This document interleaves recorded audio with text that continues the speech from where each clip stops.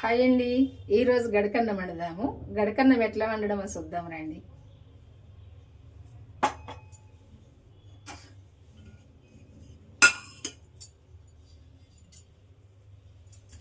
ఈ కప్పుతో ఒక్క కప్పు గడక తీసుకున్నాం కదా, దీంతో 3 కప్పుల నీళ్ళు పోసుకోవాలి. ఎందుకంటే 3 కప్పుల నీళ్ళు పోసుకున్నప్పుడే ఇది ఉడుకుతుంది. ఒకవేళ షాప్లో తీసుకొచ్చింది అయితే మీరు ఇంకా కొంచెం 3 కప్పుల నర కూడా పోయాలి. ఎందుకంటే ఆ గడక దొడ్డుగా ఉంటుంది, చూపిస్తుంది కూడా. ఒక ప్యాకెట్ తీసుకొచ్చిన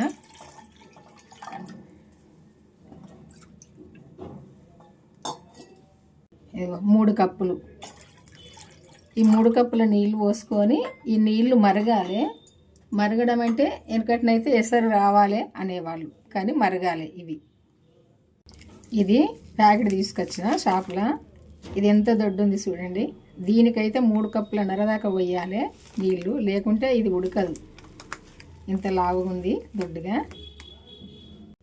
ఇది మనం ఈ గిన్నెలో పట్టించుకొని ఇంత తయారు చేసుకున్నది. ఇట్లా సన్నం పట్టించుకుంటే కొంచెం 3 కప్పుల నీళ్ళు అయితే సరిపోతాయి వీటికి. ఇట్లా నీళ్లు మరగాలి, మూత పెట్టుకుంటే మరుగుతాయి. కొంచెం స్టవ్ సిమ్లో పెట్టుకొని ఇప్పుడు కొంచెం కొంచెం పోసుకుంటా కలుపుకోవాలి. కొంచెం ముద్దలు కడుతుంది, కొంచెం కొంచెం పోసుకుంటా కలుపుకోవాలి. ఇట్లా చిన్న చిన్న ముద్దలు కడుతుంది. ఇదంతా మంచిగా కలుపుకోవాలి. ఇట్లా ఉండాలి, ఈ లూజుగా ఉండాలి. ఈ లూజుగా ఉన్నప్పుడే ఇది ఉడుకుతుంది. ఇది సన్నపు చెక్క మీద ఉడకాలి. మధ్యలో మధ్యలో మూత తీసుకొని 2 సార్లు కలుపుకోవాలి, గిన్నె కంటుకోకుండా.